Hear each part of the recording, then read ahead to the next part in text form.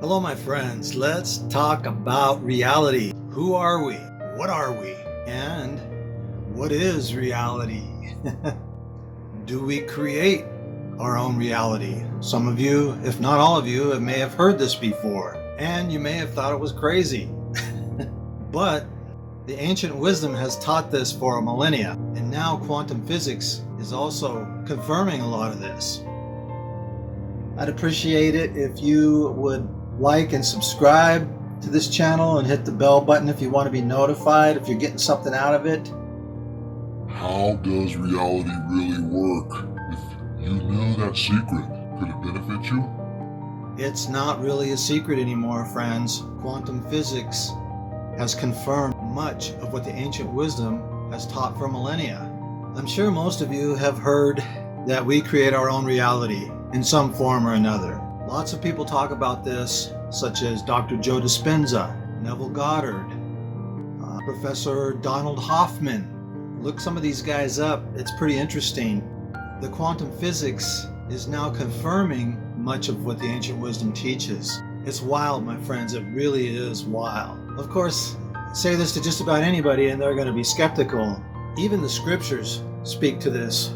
There's a scripture that says, "Pray as if you have already received, and you shall have it." Of course, I'm paraphrasing. And there's other scriptures that say basically, don't you know that if you believe it, it'll happen? So why is it then that things just seem to happen to us and we don't have any control over it? Well, I'll tell you why. It's because we are passively creating it all by our thoughts and our beliefs. Our thoughts are a reflection of what our core beliefs are. So let's say you wanted $10,000, and so you create your reality. So why can't you just create it? It's because your core belief is that you got to work hard for it. Somebody's got to give it to you. You got to win it in the lottery or something to that effect. Okay, that's your core belief. You might consciously say, okay, I want $10,000. Well, how come it doesn't just magically appear in your mailbox? It's because you don't believe it. You know, that's another thing the ancient wisdom teaches, and the scriptures. If you have the faith of a grain of a mustard seed, you can move mountains. Now, most people don't believe that that's literal, but it actually is. It's one of the few things in the scriptures that is literal. Most of the scriptures are metaphorical. Well, all of them are, but there are some literal things in there. Neville Goddard teaches that, he calls it the law. I'm not sure if I'm getting that right. I'll look it up and I'll type it in here in text. One of the examples he gives, if heat can create mechanical movement, then mechanical movement can create heat. Now we all know that to be true. So the mechanical motion creates heat, but heat can also create mechanical motion. If you think of it that way, it makes sense. If a voice can create a vibration, then the vibration can create the voice. A very good example of this is a recording, especially the old record player or phonograph. So the voice would be creating the vibrations, and the vibration would be recorded, and when you play back the vibration, it recreates the voice. Think about that. Those are good examples of the law of reversibility, is what he calls it. And so it makes sense. And we can see examples of it in our daily lives, in all sorts of things, just like the examples that I gave. So here's the good news. The good news is we can take control of this process, and we can create our own reality. We can create a life of abundance, of affluence, of peace, of harmony. And the more that we do this, the sooner we will have that world of peace and goodwill to all. Think about that. Is that awesome or what? So how do you do it? That's always the big question, right? Well, you have to get control of your thoughts. That's the key. Our culture is very negative, okay? And we were programmed with that negativity as children. All kinds of sayings and phrases that reflect that negativity, like whatever could go wrong will go wrong. I hate that phrase, but I keep saying it in some of these videos to use it as an example. I need to figure out a way to not use that as an example anymore, because I don't ever want to repeat it again. You get the idea. A lot of people are upset about what's going on in the world today, right? And you may be one of them. And most of the people who are upset feel like they're the good guys and on the right side of this whole situation that we see going on in the world, especially in the United States, but in most other countries also. But what they don't realize is they're actually contributing to it by putting their focus and their attention on it. Where attention goes, energy flows. And some of it is actually designed to get your attention on it. That's the whole divide thing, and getting people upset, and the news, and so on and so forth. So there's a lot of energy pouring into it, and it's growing what I would call this giant thought form of negativity. Oh, we got to do this, we got to fight that, we got to blah, blah, blah, blah, blah. And I used to be as much of a part of it as anybody. But as the scriptures teach, if you live by the sword, you'll die by the sword. Buckminster Fuller once said that you don't fight the old system. If you want to create a new system, you create a new model that makes the old system obsolete. And that's where you want to put the majority of your energy. Now, I'm not saying that you shouldn't be aware of problems so that you can deal with them if they come up, but the more you put your focus and your energy on the problems, the more it grows. You've heard before, and I've said it in previous videos, that, the saying, trouble comes in bunches. You hurt yourself, you get angry, and you start grumbling about it, complaining about it, and then something else happens. Now you're more angry, right? And then another thing happens, and you're like, what the heck is going on here? It's because you put all your energy and your focus on the trouble, the cause of the problem, instead of refocusing onto the solution or away from it. This is one of the reasons why I do not watch the news. I don't engage in the what I call daily bitch fest on the internet. I have in the past, and occasionally I break down and start getting involved in it, but then I catch myself. And I would recommend that you do the same. So this is how you benefit from understanding that you're creating your reality from your thoughts and your beliefs. And it's a delayed thing. So the circumstances that you're in now are thoughts and beliefs that you've had in the past, and you perpetuate them. You have that daily conversation in your head that goes on and on and on, and you're perpetuating the life that you're living. You don't have to take my word for this. You can do an experiment. Jot down your thoughts during the day for about a week. You don't have to jot down every single thought, but when you catch yourself, that dialogue in your head rolling along, especially when it's negative, just write it down, something that'll remind you of what it was.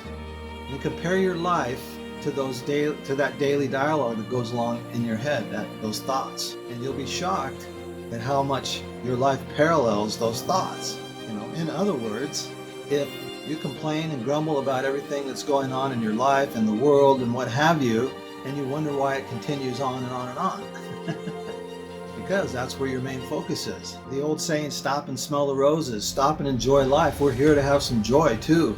We're here to learn. We're here to go through some of this stuff so that we can learn and grow as souls, and so that we can appreciate what we are not. Because we are not the body. This life is temporary. The body's like a suit of clothes, or it's like a wardrobe in a play, and we'll take off the costume at some point. And we'll be surprised at how much we bought into the role that we played. But we did it, we signed up for it because we wanted to learn.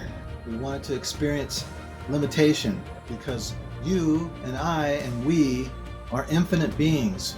We are eternal, invincible, amazing beings of light. Okay, you've heard that we're all one. That's in the scriptures. The scriptures that talk about the body of Christ. Those are some other scriptures that can be taken literally. We are all, I like to call it, unique expressions of the one true God or source, whatever you choose to call. So think about that, my friends. This is how you can take control of your reality. One of the best ways to test this out is to imagine, and imagination is your creative power. So imagine something good for somebody. Let's say you have a friend or relative or somebody who's looking for a job and they seem to be having a hard time. Imagine them in your mind's eye coming to you and saying, I got the greatest job and I got more money than I wanted, or something to that effect. You conjure up the scene, all right? And then when you go to bed at night, just before you're about to fall asleep, bring that scene into your mind's eye and fall asleep to it. Do that for about 3 nights in a row, and then forget about it. Don't worry about it, and wait and see what happens. I guarantee you that person eventually will come to you and replay that scene almost exactly as you saw it. And you may have even forgotten about it. You know, it might be a couple days, it might be a week, it might be a month, but they'll come to you and do that, and all of a sudden that'll pop back into your head. Oh yeah. Those are what I call this shit works moments. Excuse the French, but I've had too many of those now to know that it works. Am I perfect at it? No, because we all have programming that we got mostly as children, and children under 7, and I've said this before, are in what they call the theta state in their brainwaves, which is the meditative state or the dream state when you're sleeping. They've measured people in the dream state and in meditative states, and those are the brainwaves, and they call them theta. Children, until they're about around the age of 7, have those same brainwaves, and so they're like a sponge absorbing everything around them, everything that their parents and teachers and what have you, it's just soaking right in without any filters.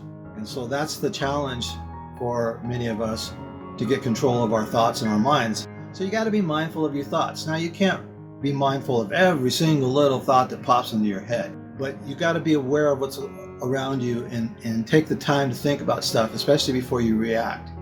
And it takes some practice so you can catch those triggers. But some of them are pretty deep-seated and deep-rooted. Some of them you don't even remember. That is the secret of the universe right there. That is the reality of the situation, literally. We create our own reality through our thoughts and our core beliefs especially. But the good news is you can reverse that. You can take control of that situation, and you can create a reality that you actually desire, especially as an adult. Dr. Joe Dispenza is another one who talks about how we create our reality, and he has some excellent videos on YouTube. I highly recommend you looking some of them up. Maybe I will link to some of these guys. We'll see. He talks about how we get up and we do our morning routine and so on and so forth, and if we break that routine, the body tries to take charge of the brain and says, hey, you know, what's going on here? I haven't had my morning caffeine, or whatever it is, you know. He has an excellent video on that one. Maybe I'll link to that one for sure, at least. And it's all in the scriptures. All of this stuff is in the scriptures. The ancients were some very wise people, and it's all in metaphor and symbolism. Those are the scriptures that talk about faith. Just have faith. Just have faith. It's not the way most people understand it. To have faith is to believe so that you can move mountains, so that you can take charge of creating your own reality. Faith is not believing something or just hoping for the best and oh, God will fix it all for me. We're here to learn how to do this, to understand this, and to learn how to do this so that we can create a reality, so that we can literally create heaven on earth in our own lives and collectively for all of humanity at some point. When enough of humanity gets this, we will have heaven on earth, because people will be controlling their thoughts and putting their energy into the positive side of things, and we will have peace and goodwill to all. This is why the ancients always looked forward to the 1,000 years of peace and goodwill. Anyways, I will probably do some more videos on how to do this more in depth, I suppose. Try my little experiment. Neville has a great experiment called the ladder, that we call the ladder, about the ladder. Look that up. I'd appreciate it if you would like and subscribe to this channel and hit the bell button if you want to be notified if you're getting something out of it. I am trying to grow the channel. I want to get the message out. I want to share the knowledge that I have with others in hopes of helping them create a better life for themselves and for their families and for others. The other important thing about this, my friends, is you can do this for other people too. I have another video on how to heal relationships, and you can use this very thing for that. Go watch that video. You can use your thoughts to help other people, and you don't even have to tell them about it or talk to them about it. You can imagine things for them, and the universe will arrange itself so that those things happen. That's how it works. It's the law. Neville calls it the law, and he has a book called The Law and the Promise I would highly recommend reading. Then the universe will conspire to fulfill your wish, and get into the feeling of it.